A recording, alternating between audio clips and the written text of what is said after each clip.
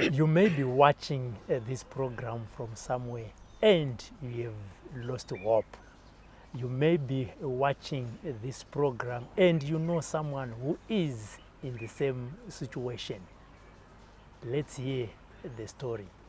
My name is Robert Tafmane. Thank you very much for subscribing and thank you very much for believing in us. What you simply need to do is to subscribe so that every time we post something informative, you'll never miss this program. Remember also to share with your friends so that they can also watch and learn. Uye zvakare chamunokwanisa kungoita paFacebook ndechekungolika pabutton iroro kana ngoti follow. Izvi zvinoitira kuti patinenge takanda zvimwe zvinyowani kana kuti maprograms matsva anenge aine nyaya dzine dzidziso dzakasiyana siyana, unobva wawana notification kuti aiwa zvinhu zviye zvatanga. Chamunozoitawo ndechekuti munofanira kushare nehama neshamwari kuitira kuti wese ari kuona anenge aine dambudziko riri kutaurwa nezvaro pazuva ranhasi anobva aziva kuti aiwa kwekuturira kuripo. Zita sekutaura kwandaita ndinonzi Robert Tafmane. Regai tinzwe kuti nyaya yatinayo pazuva ranhasi yakamira sei. Vanhukadzi makati zvei? Makasomba here mukoma Robert? Ndiripo kuri sei kwabviwa?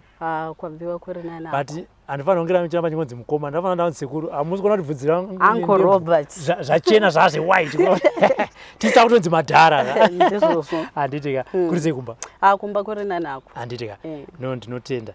Tatirega timbonzwa nhoroondo yeupenyu hwenyu. Ndoziva kuti manga musangana nezvimwe zviviri kana zvitatu.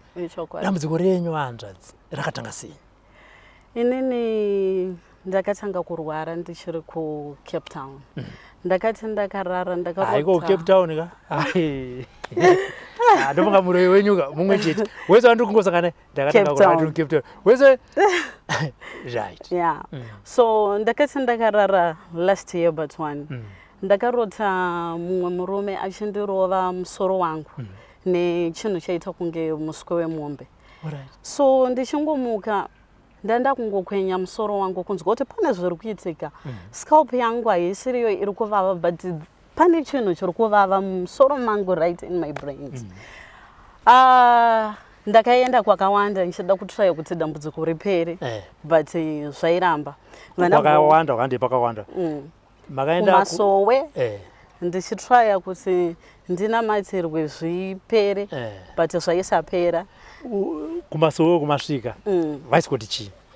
Ngatiti vakataura kana kuri kubva dambudziko handiti usataura zvenyu zita remunhu, tinongotaura kuti kana chikanzi kuhama kana kuti zvainzi zviri kubva nechii ende vachizviitirei? Vaiti zviri kubva kuhama dzangu ende ndogona kupenga. Ndaona kuti situation yangu payasvika ka kuti ndirambe ndiri kunoku kunyika yevatorwa zvinyatsoita. Chii chaitika ipapo munozoti makaona kuti situation yangu ka haichaitai? Ndainzwa mapapiro ekubhururuka kwezvinhu but zvinhu izvi ndisiri kuzviona. Saka ndine tete vangu vari kuCape Town. Ndaivafonera ndoudza tete ndozvandiri kusangana nazvo nekuudza mukadzi wangu vanongo kuti makupenga imi. Unganzwe zvinhu zviri kubhururuka zvausiri kuona at the same time zvatisiri kuona isusu. Maybe zviri mupfungwa dzako because wakaprofitwa kuti uchazopenga. Ndibva ndaona kuti situation yangu zvinenge zvakuita worse. Ndikati inini rega ndidzokere kumba but ndisati ndadzokera kumba ndaingonetsa. I was one of the people vaifonera Prophet kuda kwaShijose but ndisingataure navo. There is only one day vakazondipindura kuWhatsApp vakati there's a man who is going to deliver you but dambudziko rako raida kuti uye kunoku tikunamatire. Ndikati munhu waMwari ndine stress nekuti ndinoona kuti muCity Sports Stadium makawandwa saka ndinokwanisa kukuona here. Vachibva vati munokwanisa kundiona. Makati mimi isusu vanhu ngatiti isu chatoda yanonzi one on one. Vanhu matanga kuti hanzi makawandwa nevanhu. Saka muda kumonopolize munhu waMwari. Ndaingoona sekuti hazvigoneke nekuti munhu wese anenge aine dambudziko rake. Ndakabva ndakwira bhazi ndichibva ndauya kunoku. Muri mega? Ndandine vana vangu. Tauya kunoku mwana wangu anga ine dambudziko ranga inaro. but ndaingoona sekuti dambudziko rangu rakakurisa this prophet vanyanya kuita vadiki saka harigoneke. Mwana anga ine dambudziko rechi? Mwana wangu ane mableeding lungs. Oh, okay. Tauya kuchechi. Pamaiti prophet mudiki maiona chii? Ndaitarisa age. Ndaitarisa age yavo nekwandakabva ndichitrya kuti maybe dambudziko ringapere.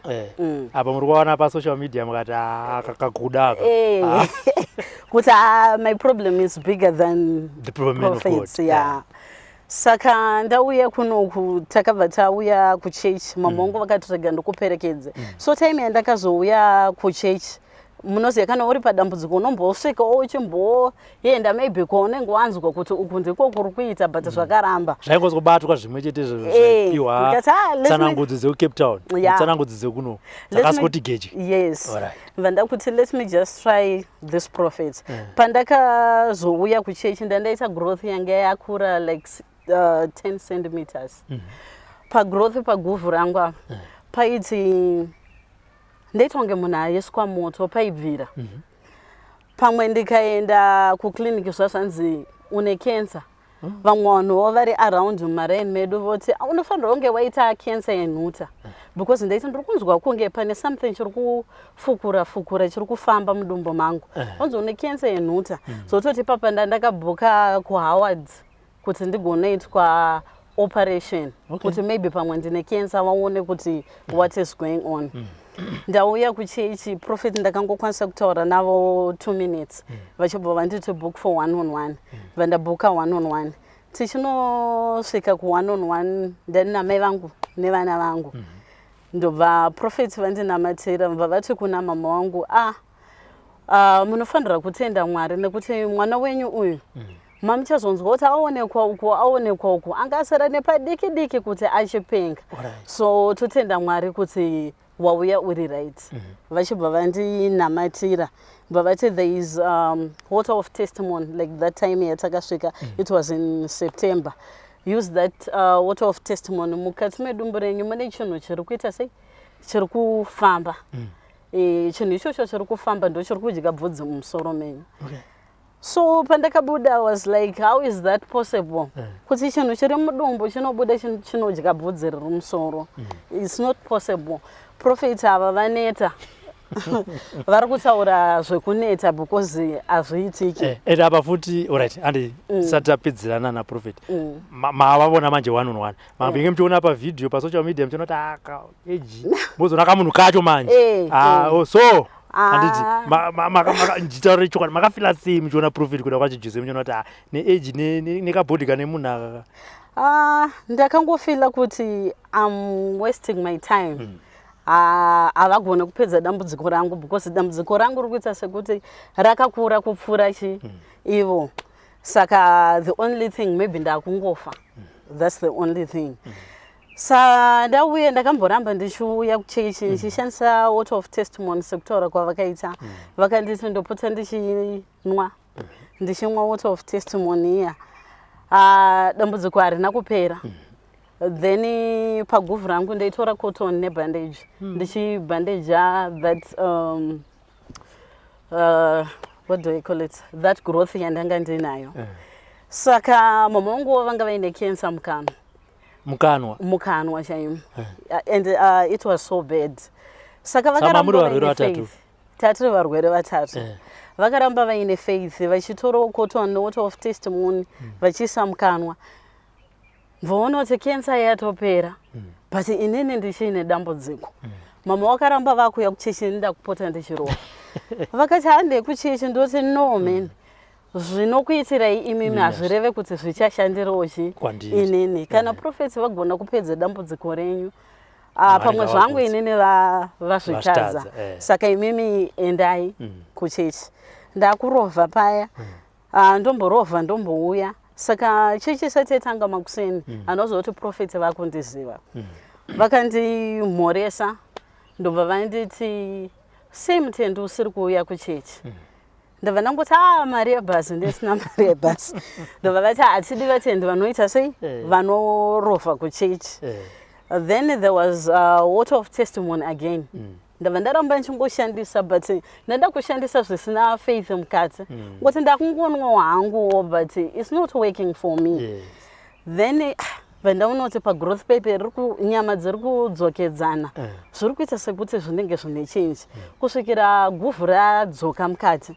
Saka zvakabva zvandipa faith manje yekuti maybe zvandiri kunzwa mudumbu rangu nezviri kufamba musoro mangu zvinogona kupera. Let me just continue to use. I was one of the people yekuti pakaitwa water of testimony ndinobva kana ne50 liter I was one of the people yekuti ndekonzeresa chaos panosvika mota water of testimony.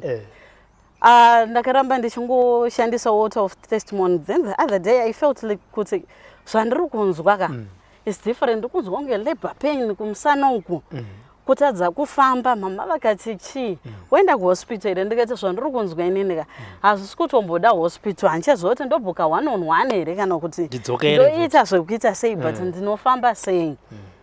Ndakangoramba ndichingomwa water of testimony yakusvikira ndatozomulabor ndichibva ndazvara chinhu chachine bvudzi rangu.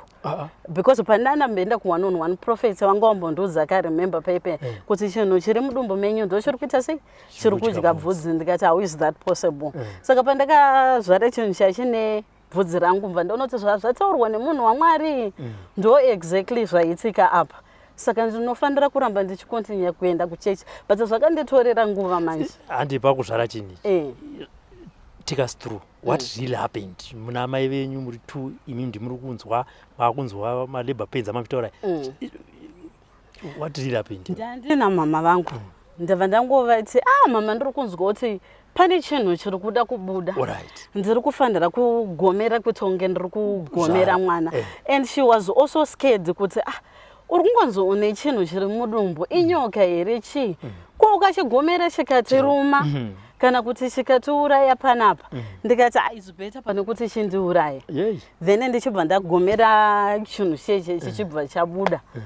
Mama vakatoshamisika nazvo but tese taitya but tangokwanisa kungotora maphotos nekuchitora kuflashira mutoilet. But it took very long for me kuti ndipe testimony muchechi. Ndeti ndikadaupa testimony so ndaisheka ameno zvandaingonzwa but vandazongozviti aiwa rega ndizvisimbise ichi ndipe pamaka deliver toti pamaka deliver chinhu chechi makatanga kufila kunzwa sei mubody yenyu? Pandaindine chinhu ichi ndifila kunge ropa risiri kufamba because chaiti chikafamba mudumbu mangu ndinzwa kuti mudumbu ndiri kubva ndatanga kuvaviwa. Musoro wangu ndaitanga kuvaviwa ndichikwenya. Saka ndinozoti pandiri kuvaviwa ndichikwenya bvudzi riri kutoita sei riri kudonha pese apa panga paine zuda like kuita mhanza. Ndane rasta rihombe pandakapedzisira ndagera rasta riye radonha ndango munhu wezuda. Saka pandakauya ndine zuda prophet vakafunga kuti istyle vasingazoti pane utera hutori mumunhu. Saka ndo nyaya yangu prophet wachibva ndinamatira ndobva ndazvara chinhu chiya chichibva chabuda mva ndauya mva ndapa testimony kumunhu waMwari. Saka dongokurudzirawo umwe munhu ari kunzoku ane dambudziko rinenge rangu angava necancer vari pamaclashes dambudziko ripi zvaro ndongokurudzira munhu kuti uyai kuCity Sports Stadium munhu waMwari akunamatire. Hapana chisingagoneki.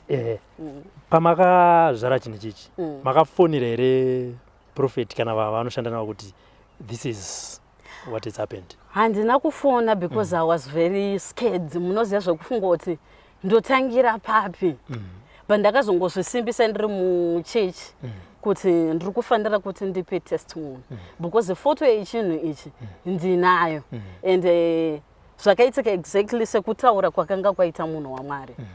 Ndazama kuti maiti pamwe mukamboda kuti rega ndinopa testimony maitanga kusheka? Ndaitanga kusheka even musi wandataurira prophet ndaisheka kungonzwa kubvunda sokuti unge ndapindwa nechando. yanga iri fee vanhu vari muchechi here kana kuti I don't ma-after understand. effects handina kunzwisisa kuti ma-after effects here kana kuti kusajera kutaura pane vanhu vakawanda but ndakanobata 1-on-1 yemakuseni bva ndatotaura naprofit pasina vanhu vakawanda but I was shaking zvekuti depa pasinonda ndauya namai vangu maybe ndaitiza ndaigona kutiza ndokusunungurwawo kwandakaitwa naprofit musi wamakapa testimony muchechi maifila sei mainzwa sei muchitaura kuvanhu avo? I was shaking because handina kujaira kumira pavanhu vakawanda and ndaifunga kuti vanhu vachazvitora sei I don't know because handisandambomira pavanhu vakawanda but testimony yangu itestimony yakashamisa vanhu vazhinji ende yakasimudzira vanhu vakawanda. Ndine hama dziri kunze kwenyika dziri kuna UK, Australia, Canada. Vamwe vari ku-UK vakasvika pakuuya nekuda kwedambudziko rangu. Vamwe they are on their way kutouyawo kuzosunungurwa. Testimony yangu yakapa kuti kune mumwe munhu ane dambudziko but achinyara kutaura dambudziko rake or achiona kunge risingagoneki rakwanisawo kusimudza vamwe vanhu all over the world kuti vauyawo kuzosunungurwa. Mune shamwari dzenyu obviously kana dzina naCape Town vaikuzivai muchirwara vakazokuonai muchiuya, makambotaura navo? Ya vamwe ndinotaura navo, vamwe vanenge vachiti takuona, vamwe vari kuuya.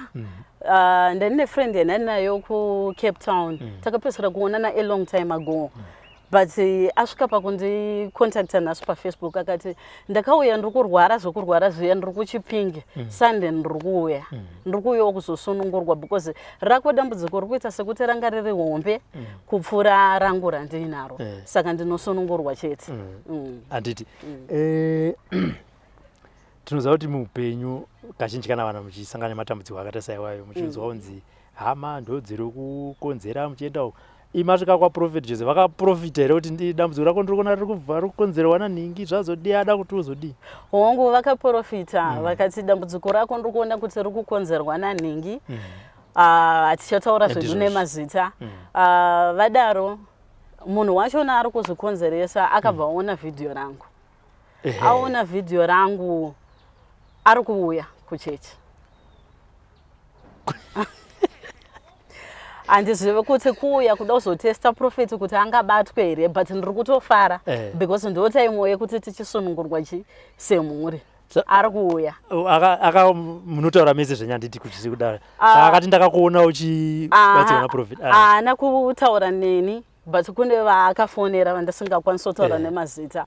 Kune vaakafonera saka probably maybe Sunday tichange tiri tese semhuri kuchechi.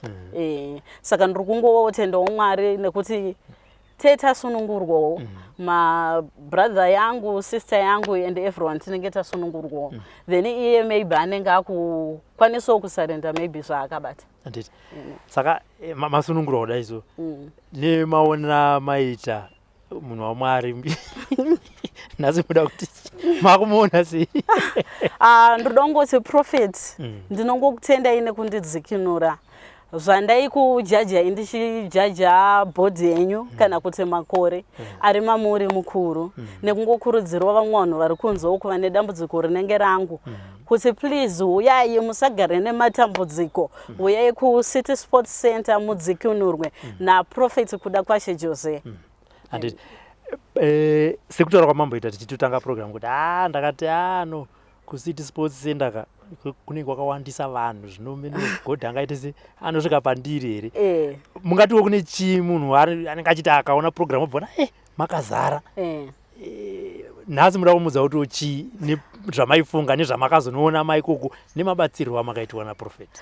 Ndoda kungoudza mumwe munhu ari kunze anoona mazariro akaita muCity Sports Center kuti Prophet vane nguva nemunhu wese. Unokwanisa kubhuka 1-on-1 epachechi, unokwanisa kubhuka 1-on-1 kwavanoitira ma1-on-1 ende vakataura shoko vari papulpit pavanenge vari. Kana iri nguva yekubreka maouters zvinoita hazvirambe. Kana huri urwere unokwanisa kupora uri kwaunenge uri ikoko kumateresi. Pamuchasangana nemunhu akanga achikonzera dambudziko renyaya muchaita sei imboti?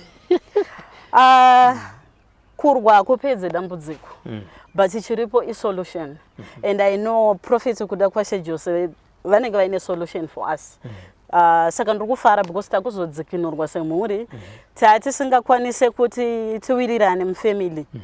Our family is very small. All right. Tiri vadiki, tiri vashoma because tiri marudzi takabva kure. Okay. Saka zvazvichitondirwadzawo kuti hatitaudzane tinenge tine kakupumhana. Saka zvakavanzika zvakuzobuda pachena. Ende dongotaurawo kwavari kana vakateerera kana vaziya voice kuti hatipo pakurwisana. Tiripo pakuti prophet vasiyananise semhuri uyezve tigone kuwirirana. Take me through. Sikuti maita kuti vanhu mune makazvarwa muri vakana kuti vashoma. Yes. And you are expected kuti you are supposed to be a united small family. Yes. Ngati yakakurisa ka vanhu vanozoti nekuti tinoza vamwe vanozvarwa kana 10 15 woitawo mumwe obva aitawo vana vake 10 15 zvokuti dzinza rinogona kunge rine vana kana 1000 but munenge muri vashoma. Chingaite kuti vanhu vashoma vakaita saizvozvi vatange kana kuvengana chi? I think chinoita kuti vanhu vashoma titadze kuwirirana inhau yekubata-bata. Then kana vachinge vabata-bata zvakuaffecta munhu wani anenge abata-bata maybe ndewekwabankuru kana kuti webaba munini zvinonoaffecta like the whole clan. Zvinonoaffecta munhu wese but zvichikonzerwa nemunhu wani. Pamwe zvaakabata haasi kuziva kuti zvakonzeresa or maybe ari kuziva but ari kuda kuti zvaari kuda kuti zviite muupenyu hwake iye zvimuitire iye asiri kufunga vamwe isusu vanhu. Anditi. Yes. Hadeko awati. Tapa bani mama book appointment. Ndandabuka appointment but vanga vasati vandi reply. Oh, okay. Ndakabuka ndingati ndakabuka kwakawandisa. Saka kumwe kwacho ndandapiwa reply nedate re muna July. So I think I'm going to cancel it. Yeah. Oh, kuna July kweso. Yes. Anditi. Amai nasa avapo. Yeah. Ndauti mutaure on behalf of my. Upenyu wavo wamiro sei?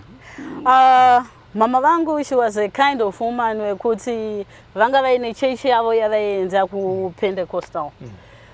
But through matambudziko anenge achingowanikwa muupenyu vaiti vakapedza Pentecostal yavo chechi touch kumapostori. Saka Pentecostal yaipera na 10. She will make sure kuti by 12 vanenge vari pamasowe because of dambudziko ravo. And angova munhu wekuti vachimuka makuseni vanenge vachingochema kuti inini ndakutofa.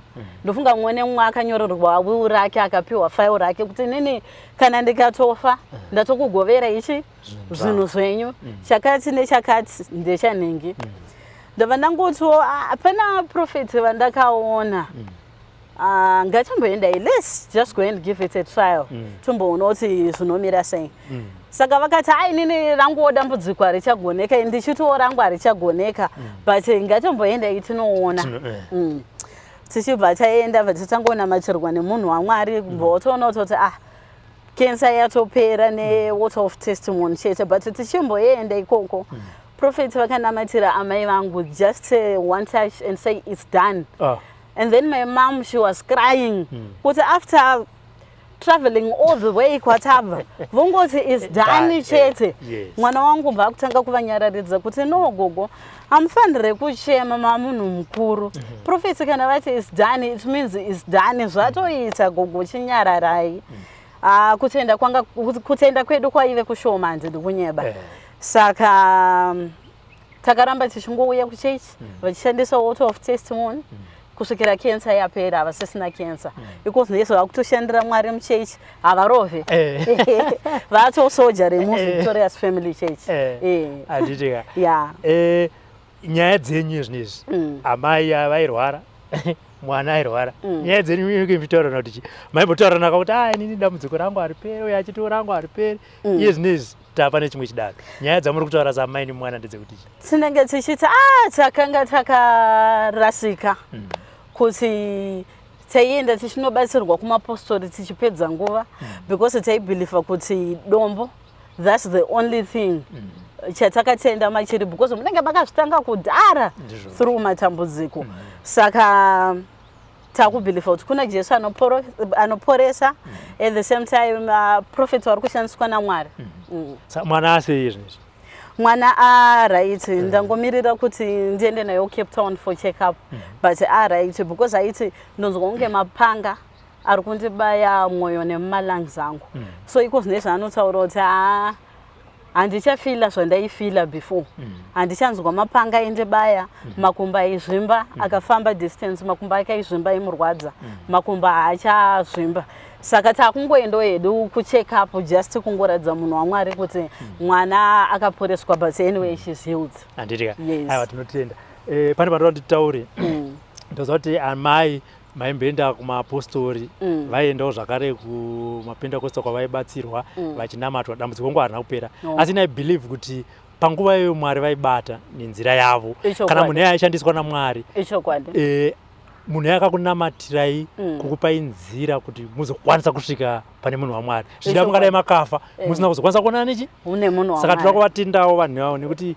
tikazvizodzera kunge tagara panapa toda kushora mapostori aiwa toda kudaro toda kutovatendawo mapostori kuti akasusukidza kuti vasvike pavari nhasi zvichida muvengi nekuti muvengi azororeka saka muvengi airamba achiuya munhu kwamunenge maenda ikoko mubva manonamatirwa kuti muzokwanisa kusvika pane munhu waMwari zvichida tatisiki kutaura nyaya iyoyi kuti pakazodai so ichokwadi saka toda kutendawo vakaita se vakabatsira panguva iyo mazvinzwira kutenda kwedu kazhinji tinowanzotarisa mumo wemunhu tikotarisa kana nzvimbo yatiri kuita se yatiri kubatsirwa asi sekutaura kuri kuita vanhu zvasi kuti nekufamba kwenguva faith yako ikatanga kusumudzira kana newewo unotanga kupora manzwa wachiti ndakatombosvika pakusiya chechi vakati handichaenda kuchechi uko nekuti kana hazviiti izvi nekuti nguva yarebesa ndanwa mvura ndaita sei asi hapana chiri kuzoitika unogona kunga wakagara uchiona programu ino uri kwauri ikoko